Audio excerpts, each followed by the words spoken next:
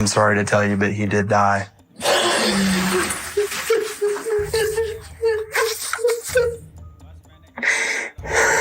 That's my husband of 13 years. This is Sarah Beth and Jennifer Cooper, who've just been informed that their husband has passed away.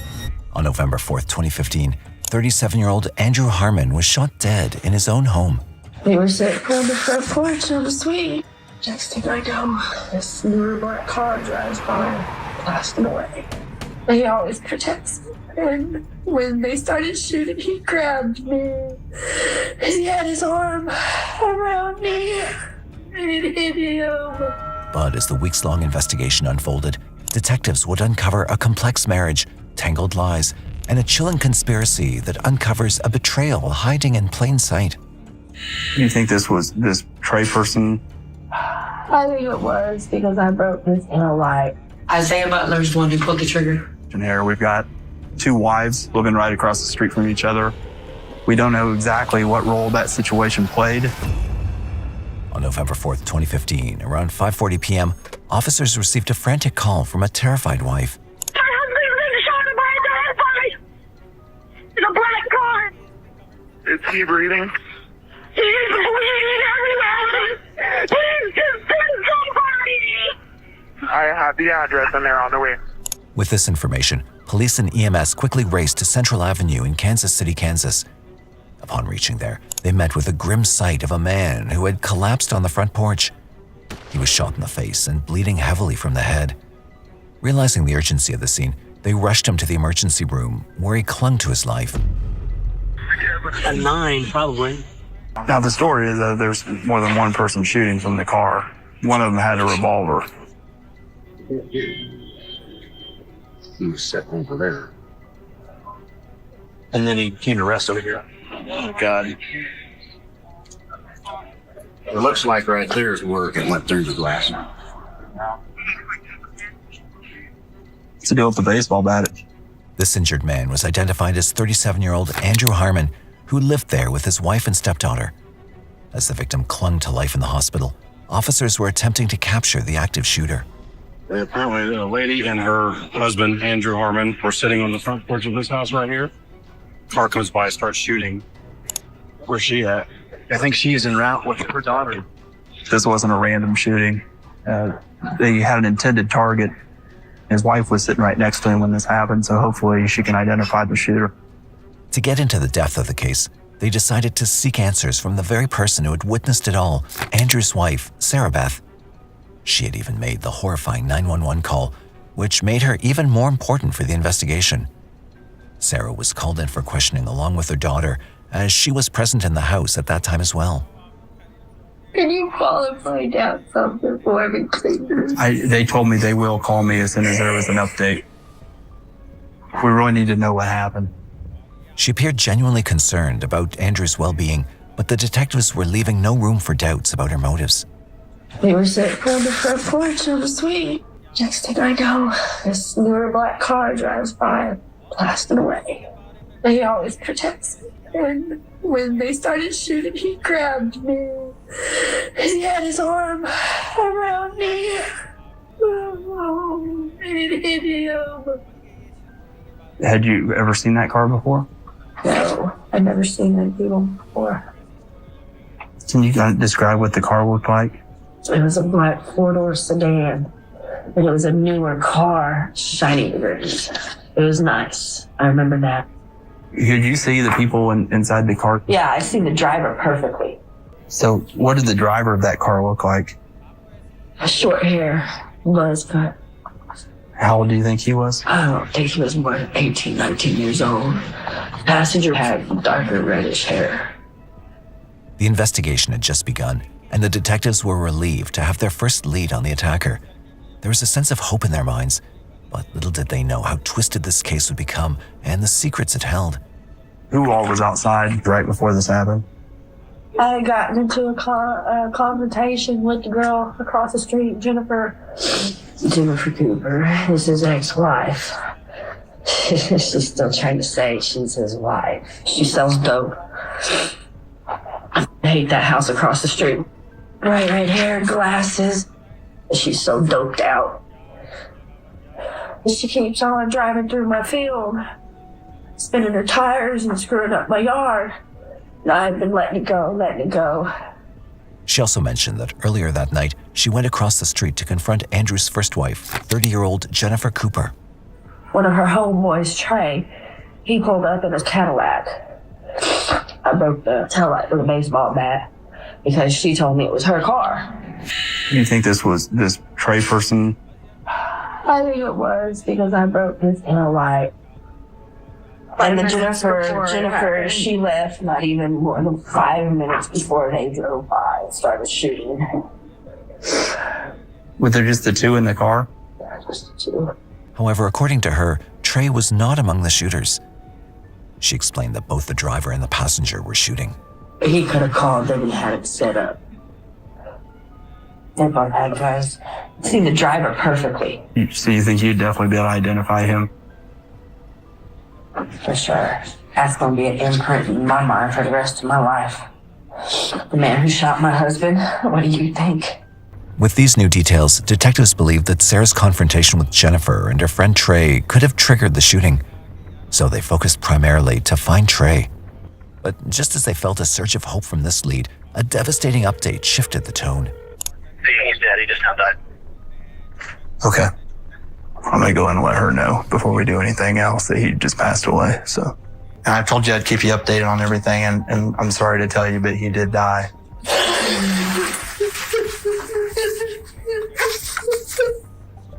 Upon receiving news of Andrew's death, the case was officially classified as a homicide.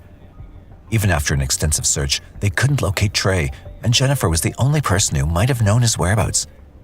Realizing she could hold the key information about the murder, detectives wasted no time and rushed to her place for confrontation. But soon they were taken aback. Is one of you Jennifer? What's the history between these two? I mean, with Jennifer and... You know them guys? My sister is his first wife. Okay. They are still legally married. My sister has kids with him. Okay. Which my sister don't have, obviously, because she's addicted to methamphetamines. Who's Trayvon? Who? I don't know. Does your sister have a way I can get a hold of her? I don't talk to her. She doesn't have a cell phone. Like, literally what she does is she just shows up. This was Jennifer's sister, and what she told the detectives left them in shock. Sarah was not Andrew's legal wife, which made them question all the discoveries they'd made until now. This information not only added more complexity to the case, but also cast even more suspicion on Sarah. Yet the detectives were still searching for Jennifer to hear her side of the story. Right now, all we know is that we've got a crazy situation here. We've got two wives living right across the street from each other. We don't know exactly what role that situation played in any of this, but one thing we know is that we need to talk to Jennifer Cooper to find out. To find her and trace her, they needed to know more about her and what she was capable of doing. They swiftly initiated a background check on her and discovered that Jennifer had previously been convicted of dealing with methamphetamines. She even had an outstanding warrant for failing to register as a drug offender. This was their best chance to apprehend her for the offense, giving them the opportunity to question her further and unravel this twisted puzzle. Did you see this thing? This is that same girl. These two right here? I mean, it's unbelievable how bad this ages people. This picture's from back in 2012. And if you look at her now, she doesn't even look like the same person. I mean, not even recognizable. This discovery made the detectives wonder whether Jennifer's drug addiction had led her to be involved with the shooting, or if there was still more to uncover. Determined to get answers, they increased their efforts to locate Jennifer. After 18 hours of investigation, they finally found her in her mother's residence and brought her in for questioning. We're gonna talk to her now, see what she can tell us about that disturbance, and see if she has any other information with what happened. The detective, Vince Kingston, walked into the room for questioning, unaware that she was about to reveal something that would completely change the course of the investigation. Okay. Yesterday, there was an altercation out in front of your mother's house. Is that correct? Yes, sir. Can you describe what happened? My husband and his new girlfriend had come out the fence with baseball bats and broke out my friend Trey's taillight. And your husband is? Andrew Harmon. Okay. And then who's his? Sarah Beth Ross. And then who's Trey? A friend of mine. Okay. Did Trey threaten? Yes, Trey did. He told Andrew that he would kill them. Were those his exact words? Yes. So I will kill you because you guys just broke out my taillights to my car. Trey left, and I took up walking up the street. And next thing I know, I started hearing gunshots. And I thought I was shot. I looked down, I felt my chest, made sure I wasn't bleeding. Where were you when you heard the shots? I wasn't even half a block away. What happened next? I left and I contacted my mom, and that's when they told me my husband was there. Okay. What did you do then? I started crying. That's my husband of 13 years. Okay. And have you seen Trey since all this happened? No. I just want to let you guys know that I loved my husband very much. And it's going to be hard without it. Okay. Based on the interview, it was clear that Jennifer seemed truthful, and the detectives felt no inconsistencies in her statement. But to be sure, they booked her for an outstanding warrant against her related to drugs.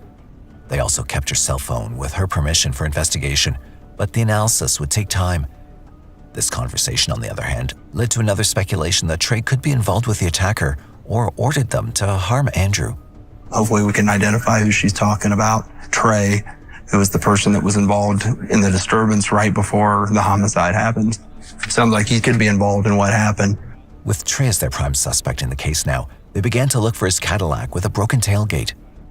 Just a few days later, detectives got good luck while tracing him, and wasting no time, he was brought in for questioning. And what happened when you got over to Jennifer's house? Somebody started screaming outside, and Jennifer yelled back. Trey claimed that both Sarah and Andrew were outside when she broke his taillight. This claim, however, brought him more on their radar, as this could be the reason for him to fire gunshots at them. To further confirm their suspicion, they asked more from him. Did you and him ever exchange any words? Never. We've never exchanged words before. So what happened after that? Pulled off and left. Do you know who was involved in the murder group? No, sir. I don't know. Trey's statement was still to be cross-checked, and he was still under their suspicion until he revealed a shocking truth that left the officers stunned. Do you remember any conversations that happened right before you left there? So she called somebody. Who is she? Jennifer. Do you know who she made that phone call to? I don't know who she was talking to. It kind of seemed like she was pissed off and she was trying to get somebody to, like, do something to her. Do you believe that she had something to do in the murder group? I think she could. Cross-verification of his claims would take time, but now they have Jennifer under the spotlight again. This time with a witness who claimed to have seen her calling someone, Trey himself. To find out the truth, they again went to the county jail for Jennifer. Hey, Jennifer. Hello, sir. Please tell me you caught him. No, not yet. Kind of hoping you can help with that, though. Detectives had retraced their steps again to her, and this time they weren't here for small talk. They needed answers, and for that, they started with the most pressing question, her relationship with her deceased husband. Here's the thing. I don't think that you wanted this to happen. Obviously, this is your husband. That's my love of my life. And that's why I'm still married to the day. I will always be married to Andrew, because that's my husband of 13 years. And you really want to find the people that did this, right? Yes, I do. Serve justice for him all day long, honey. That's my love, dude. We're like this. That's my backbone. It's my husband. Without my husband, I'm lost. I don't know what to do. Right now, I'm going crazy in my brain thinking, what am I going to do without my husband? You know what I'm saying? Jennifer looked visibly distraught with the loss she was facing and was trying hard to cope with it. But then again, one question arose. Who pulled the trigger? Jennifer this time gave a name of whom she believed to be the shooter. The other day, you have this disturbance that happens there at the house. You guys all get into it, and you're in love with this man. I love that. Everybody knows that, and which means when you're in love, that means anything can happen. Yes, I love that man with everything I got, so. Let's show that now, okay? You know who was involved in this homicide. Okay. No doubt. Isaiah Butler's the one who pulled the trigger. It's worth noting here that Jennifer had been in jail for a while, and she had no way of knowing this information on her own. So where did this name come from? And how do you know that? Because I've called and talked to my mom, and that's the rumor. Right. How do you know Butler? I don't know him very well. I've seen him quite a few times, but that's about it. Do you know where Isaiah lives? No, I couldn't tell you where Isaiah lives. Then she was asked about the calls she'd made to someone on that shooting day, as mentioned by Trey. Well, why is the rumor that Isaiah is involved? I mean, that just let's slow down just a little bit. So you were emotionally involved the other day. There was a lot of yelling and screaming and craziness going on. And I left. I walked up the street and got in the car. And you did. But before you left, you made a phone call. To come get me, yes. Jennifer said that she'd called a friend to pick her up after Sarah had damaged Trey's car. She then again broke down. As long as I'm not being charged with murder on my own husband, I don't have nothing to prove. You guys are pointing a finger at me like that's the way I feel. I'm not pointing a finger at you about it. That's the way I feel, though. I'm talking to you as a witness. You're not a suspect. I am a witness. I'm just trying to put why Isaiah would come down the street and shoot him after that. I couldn't tell you. You guys, I wasn't there. I don't know. And I love that man with everything I got. Still to this day. You see my finger? This ring is what Drew put on my finger in 2007. And I love that man with everything I got. And for me to serve justice for him, I'll do whatever it takes for you guys, for my husband. And I believe that. I believe that you want these guys to get caught. Oh, yeah. Oh, yeah. If for him to walk through the door right now and say, I love you, Jennifer, I would give anything for that. And I know I'm not going to ever feel that ever again in my life because he's dead and gone. The detectives then asked her about her take on her husband's relationship with Sarah. I get that he's your life, he's your love. But didn't it bother you that your love was going inside and laying next to another woman every night? Not really, no. As long as I very know. hard to believe. I don't think that you had any interest in killing him. I don't. Thank you. I think that, that there was some kind of disturbance and, somebody took it upon themselves to play God, and I don't know who that was, and, maybe it was Isaiah. I don't know. It's the first time I've ever heard this name come up. Did your mom explain to you why people think Isaiah is the one that did this? No. Did your mom talk to us? I'm sure she would. Just go knock on her door. We will go by and try to talk to your mom. All right, thank you. Absolutely. As much as I can help you. Hey, stay in touch. I will, sir. With nothing against her and listening to her claims, Jennifer was out of their suspicion for now.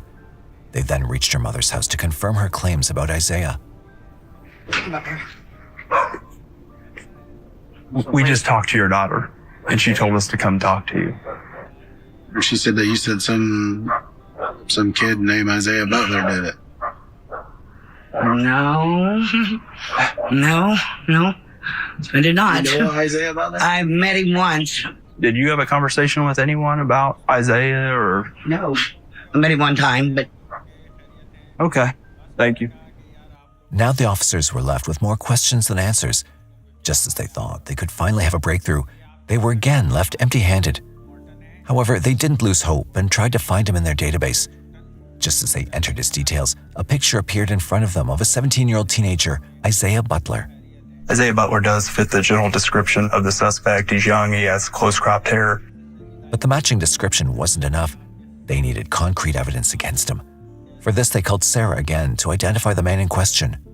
What we're speaking about today, again, is the shooting that happened at your house last week. Could you see if which one of the people in the car was shooting? Both. I saw both their arms hanging out the passenger window. Can you tell me who the person is that I'm showing you in the photo here? It's the driver. Now it was more than clear for them that this was the same person they were looking for. She identified that Isaiah Butler. She's saying he's the driver and one of the shooters. She's 100% positive. But she saw the picture and started bawling. She goes, it's 100% him. I'm positive. And the strange thing is this Isaiah Butler name came from Jennifer last night.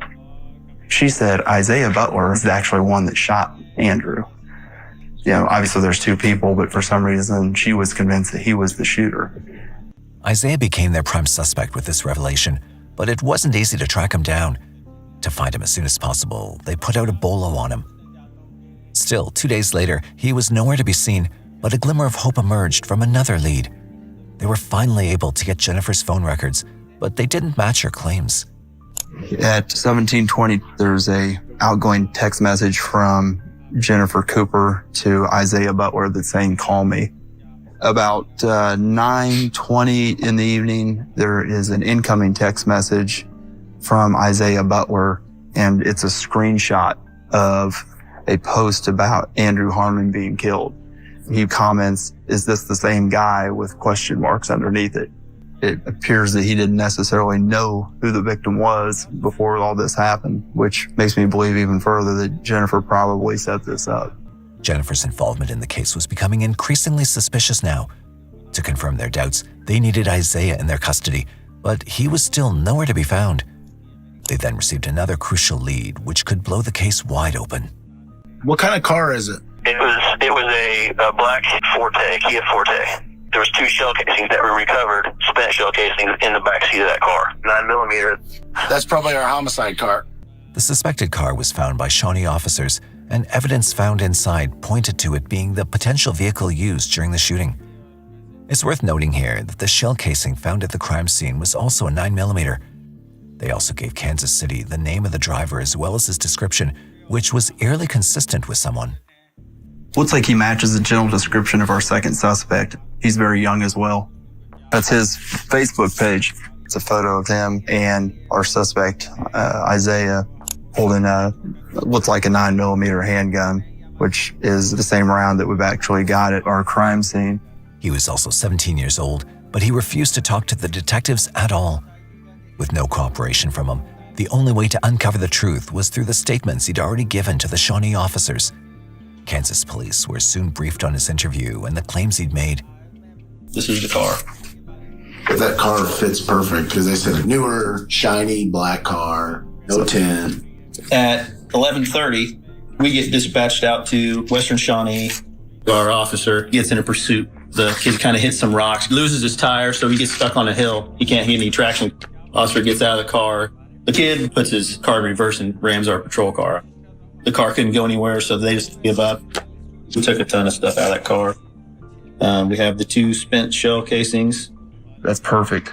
We only had 1 shell casing actually on the street where the shooting happened. So we assumed that the rest of them had actually ejected into the car.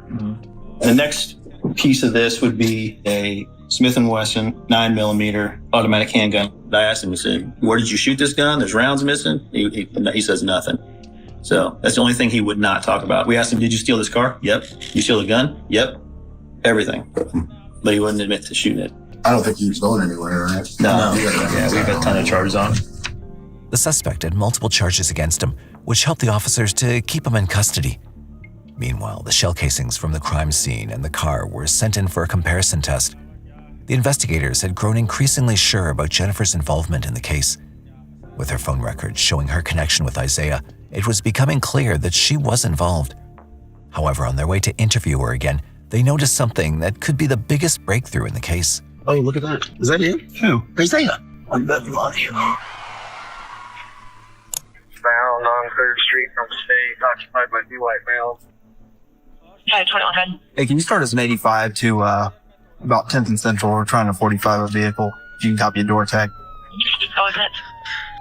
712, about 9 Vehicle's Armada. He's on Armada. it's a Nissan Armada. It's actually taken off. It's possibly our J1 suspects. However, the chase was soon dropped as it was dangerous at this speed for them, as well as people driving around them. Despite having their main suspect in front of their eyes, they were left empty-handed. Then they finally reached the county jail to question Jennifer about all the mess she's created for a long time and kept playing with them. This time she was being questioned as a suspect and not a witness, but instead of answering the questions like before, she did something they didn't expect from her. Can you guys come back? I was about to eat. What happened now? Everything that we've talked to about this point has been a very friendly conversation. Honestly, I look at you as somewhat of a victim, for the fact that you and Andrew are married, and also as a witness in this case. But there's some other information that's come up that makes me concerned about some things that I'd have to ask you. I do want to read you your rights, okay? Okay. Am I in trouble? I'll explain to you and you can explain to me. All right. Okay? Have you ever had someone read their rights to you You have the before? right to remain silent. Anything say you can will be used to get you in a court of law. You have a right to an attorney, so I will ask for my attorney right here. Okay. With no possible new leads from Jennifer, they decided to go for a different approach. On the very next day, they called Isaiah's parents, hoping they might have some information about him. I don't know where he is. I can't call him. The call that he said that he heard that he was wanted in connection with the murder. And he told her that he was nowhere near there. I can tell you that there are other pieces of evidence to support what's happening. He pretty much knew for sure that he did pull insufficient report. We've got more than one person shooting, and one of those people has been identified as your son. I really do sympathize with you because I think that the position you're in is absolutely horrible. It makes me sick as a parent. It's sad because, you know, you get involved with meth and the people involved in that world. I mean, the Isaiah that you raised is not the one that's out there doing this stuff. Thank you. Unfortunately, even here, they were left empty-handed. But after 1 month, they received their biggest and most awaited breakthrough. Tulsa PD called them to inform them they had Isaiah Butler in custody. They just located Isaiah down at his aunt's residence. Somehow she got information that he was wanted for murder and called the police, came into custody without incident. So now that he's in custody, we're going to have him extradited back here to Kansas City. 4 months later, Isaiah was questioned at the Kansas City, Kansas courthouse. They began by asking him about that fateful day, to which he replied with eerie calmness. Isaiah, what I would like to do is just start on what you remember, how that day started. I called my friend to come pick me up. We were riding around, and then Jennifer Cooper called me and said that she was having problems with Andrew Harmon that lived across the street from her. She told me that she wanted me to shoot up the house. And was it unusual for Jennifer to call you about doing something like that? No, I guess she called other people before me, but no one else would do it. So I just guessed that I would do it. I was really high, I guess. Isaiah then unraveled something that left everyone shocked, but he had just started. So I told him that he was supposed to just drive me to my grandma's house on 9th and Central. And he pulled up to the park, and I started shooting at the house. And could you see who was outside on the porch? No, I didn't see anybody outside. When you're firing the shots at the house, you have no idea who it is that you're shooting at? No. A teenager shooting at someone's house without any aim or target sent chills down their spine. He then revealed Jennifer's actions, which clearly put her at the crime scene. Tell me what happens right after the shooting. Right after the shooting, I told him to pull in the alley that's right before you get to Central Avenue. And Jennifer was sitting in the alley, and we picked her up. Was that the plan beforehand for you to pick Jennifer up in that alley? Yeah. And did she say anything when she got in? I guess she was happy that I did it, but none of us knew that he had died yet. Isaiah was then confronted with the truth about his claims. Did you know that anybody was hit? No. When you were first shooting?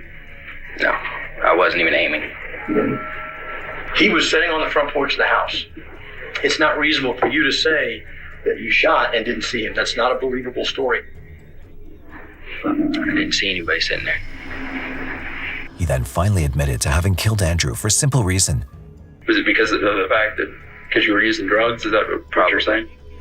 How long did you use meth? For about a year and a half. And how did you get into that? Started partying with the wrong people. Although they were able to get him and put him on trial, there was one question left unanswered. I think he's telling some of the truth, but I still think that he's holding some things back. It's hard for me to believe that he didn't see Andrew and Sarah Beth sitting right there on the porch. Which one of them was the intended target, we may not ever know. The officers presented all the evidence to begin a trial against the culprits. Ballistics confirmed that the shell casing from the crime scene matched the one found in the second suspect's vehicle, proving their involvement. Isaiah Butler pleaded guilty to second-degree murder and was sentenced to 17 years. Consequently, Jennifer Cooper pleaded guilty to solicitation to commit first-degree murder and was sentenced to 19 years. दोस्तों उम्मीद करता हूँ आप लोग खैरियत से होंगे और क्या हाल हैं आप लोगों के खैरियत हैं। बस मैंने कहा कि यार आप लोगों से एक वीडियो बना लूँ और पूछ लूँ कि क्या हाल है आप सबके। और ये आप देख सकती हैं हमारी ये मोटन है, और इनको हम बोलते हैं छोटन भी बोलते हैं, छुट्टन है ये हमारी। और क्या हाल है आप लोगों के, घर खैरियत हैं? और अपनी ज़िंदगी के बारे में कुछ बताइएगा कि कैसी आपकी ज़िंदगी लाइफ गुजर रही है, कैसा चल रहा है आपके सिस्टम सारा, कैसे आपकी यानी कि आज मैं बल्कि ये स्टोरी के बारे में मुझे बताइएगा कि मैंने कैसी स्टोरी डाली है और कैसी स्टोरी है और आपको कैसी स्टोरी लग रही है। ये असल में क्राइम स्टोरी मैं डाल रहा हूँ, क्राइम स्टोरी ये रियल स्टोरीज़ हैं, ठीक है दोस्तों, और रियल स्टोरीज़ हैं। और इसके अलावा क्या कह सकते हैं और क्या बोल सकते हैं दोस्तों इसके बारे में। तो फ़िलहाल मैं कोशिश कर रहा हूँ आगे आपको ऐसी ही रियल स्टोरीज़ मिलती रहेंगी और बड़ी अच्छे तादाद में मिलती रहेंगी, और ये रियल हैं और बिल्कुल सही स्टोरीज़ हैं। तो मैंने कहा आपको बताऊं, आप देख के इस पे कमेंट ज़रूर किया करें और कमेंट्स करके मुझे बताया करें कि कैसी स्टोरी बनी है और कैसी नहीं बनी है। तो स्टोरी के बारे में कमेंट ज़रूर करके बताया करें और इसके बारे में पूरी वजाहत किया करें कि कैसा इसमें क्या क्या मसले मसाइल आए, स्टोरी में क्या क्या चीज़ें आई। तो बस मैं आपसे यही पूछना चाहता हूँ कि क्या क्या मसले मसाइल आते हैं, क्या क्या नहीं आते हैं स्टोरी में, यही बताया करें, कमेंट ज़रूर किया करें। क्राइम स्टोरीज़ है और सुनाएं, और क्या इसके अलावा क्या आपकी मसरूफियतें चल रही हैं, क्या मसाइल वगैरह चल रहे हैं आप लोगों के। मसाइल के मुतालिक मुझे ज़रूर बताइएगा और मसाइल क्या क्या हैं क्या क्या नहीं है इसके बारे में मुझे ज़रूर आगाह कीजिएगा अपने मसाइल के बारे में। तो ये है बस, और सुनाएं। बस यार मैं थोड़ी सी वीडियो बनाता हूँ, मैंने कहा यार आप लोगों को वीडियो बना के दिखा दूँ, थोड़ा बहुत आप लोगों को गाइड कर दूँ और वीडियो बना लूँ। बस मेरा इतनी सी वीडियो होती है 3.5 मिनट की, 3 या 3.5 मिनट की वीडियो होती है मेरी। तो मैं ये बस ये बना के मैंने कहा चलो थोड़ा बहुत वीडियो बना लेते हैं यार, क्या कह सकते हैं, वीडियो बनाना है, ज़रूरी है, चलना है, वीडियो आगे बढ़ना है तो करना है सब कुछ, ठीक है दोस्तों। और मैं इसके साथ ही अपना इस क्राइम स्टोरी के इस बात को ख़त्म करता हूँ और उम्मीद करता हूँ आप लोग मैसेज ज़रूर करेंगे और मैसेज ज़रूर आएगा आप लोगों का। इसके साथ ही मैं ख़त्म करता हूँ अपनी स्टोरी को।